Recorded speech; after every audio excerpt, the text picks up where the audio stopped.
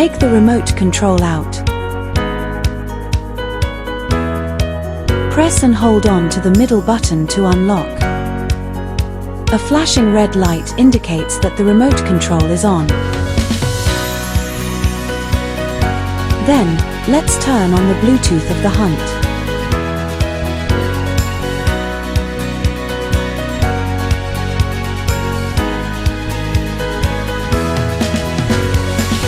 If it's the first connection,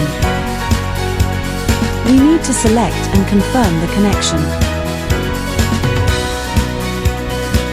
The remote indicates blue after connecting with the device. Of course, we could use the remote to control the Hunt now.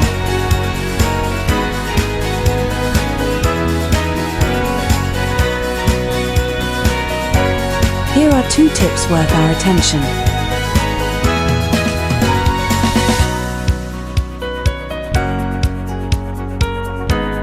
Once the Hunt connects with one remote, it can't detect others. Select the remote and long press the capture button to unlock. Wait until it finishes refreshing the Bluetooth status. Other remotes could be detected before connecting now. When the remote runs out of charge, the remote control will flash red and blue. More instructions could be accessed from the official channel.